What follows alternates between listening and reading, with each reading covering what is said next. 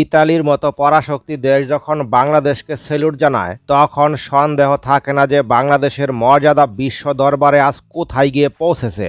আর সেই সেলুট শুধু বন্ধুত্বের নয়, সম্মানের, আস্থার এবং ভবিষ্যৎ শক্তির বিশ্ব কূটনীতির নতুন অধ্যায়ের। তাছাড়া ইতালি বাংলাদেশের সামরিক শক্তি বৃদ্ধিতে সহযোগিতার পরিকল্পনাও করছে। ইউরোপের এত উন্নত দেশ ইতালি কেন গরিব বাংলাদেশকে সেলুট জানাচ্ছে? বাংলাদেশকে শক্তিশালী করে তাদের লাভ কি? চলুন জেনে নেওয়া যাক। চ্যানেলটিও সাবস্ক্রাইব করে রাখুন।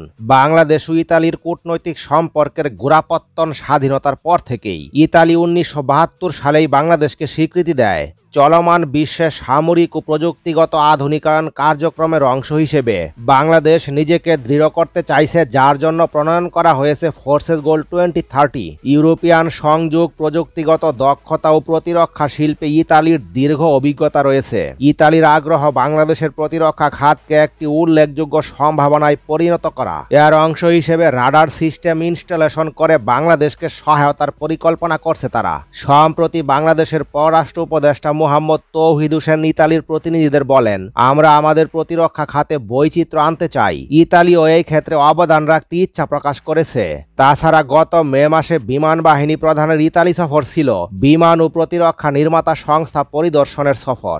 এর অংশ হিসেবে ইতালির সঙ্গে উল্লেখযোগ্য চুক্তি মোতাবেক হতে পারে রাডার ও পর্যবেক্ষণ সিস্টেম সরবরাহ, আধুনিক যুদ্ধ বিমান বা হেলিকপ্টার ক্রয় সহ বাড়তি সুবিধা আদায় করা, যেমন দেশে ইতালীয় মেইনটেনেন্স প্ল্যান্ট স্থাপন করা, যৌথ প্রশিক্ষণ ও দক্ষতা বিনিময়, প্রতিরক্ষা শিল্প নিয়ে যৌথ গবেষণা ও রপ্তানি সহায়তা, খরচ বাজেট সাশ্রয় করে স্থানীয় সক্ষমতা বৃদ্ধি, সাপ্লাই চেন ও প্রযুক্তি হস্তান্তরের সুবিধা, সামরিক সহায়তা ও বিতরণের স্বাধীনতা অর্জন করা, প্রতিপক্ষের প্রতিক্রিয়া, সামরিক শক্তি বিশ্লেষণ। এসব সহযোগিতা সফল হলে বাংলাদেশের প্রতিরক্ষা শক্তি এতটাই বাড়বে যে পেছনে ফিরে তাকাতে হবে না।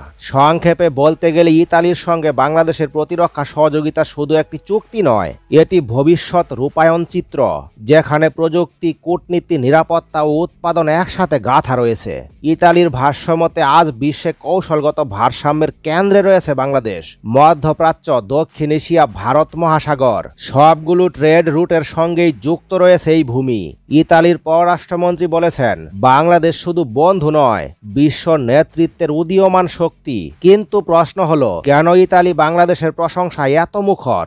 অর্থনৈতিক সাফল্য ও স্থিতিশীলতা, ইউরোপের অন্যতম বড় শ্রমবাজার বাংলাদেশ, রেমিটেন্সের গুরুত্বপূর্ণ উৎস, বাংলাদেশের দ্রুত শিল্পায়ন ও রপ্তানি শক্তি বৃদ্ধি, প্রতিরক্ষা সহযোগিতার সম্ভাবনা, এয়ারক্রাফট, রাডার ও নৌ প্রযুক্তি নিয়ে আলোচনা, ভবিষ্যতে যৌথ প্রতিরক্ষা প্রকল্পের পরিকল্পনা, গ্লোবাল ডিপ্লোমেসি, জাতিসংঘ শান্তিরক্ষা মিশনে বাংলাদেশ শীর্ষে। সব মিলিয়ে G20 দেশ ইতালির চোখে বাংলাদেশ এখন স্ট্র্যাটেজিক পার্টনার।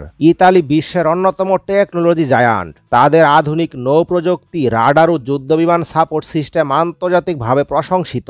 আর বাংলাদেশ স্মার্ট মিলিটারি আপগ্রেডের পথে। এর মানে সামনে ভয়ঙ্কর শক্তিরূপে আবির্ভূত হতে যাচ্ছে বাংলাদেশ ইতালি ডিফেন্স সহযোগিতা। ইতালি আজ সেলুট দিচ্ছে, আগামীকাল হয়তো আরো অনেক দেশ এই সারিতে দাঁড়াবে। এটাই নতুন বাংলাদেশ, অর্থনীতি, কূটনীতি ও সামরিক শক্তির সমন্বয়ে সমৃদ্ধ, বিশ্বমঞ্চে মাথা উঁচু করে দাঁড়ানো এক গর্বিত শক্তি। আপনাদের কাছে কি মনে হয়, ইতালির সাথে এই সম্পর্ক বাংলাদেশের ভবিষ্যৎ বদলে দেবে? কমেন্টে জানিয়ে দিন। ভিডিও ভালো লাগলে লাইক, শেয়ার এবং সাবস্ক্রাইব করতেও ভুলবেন না।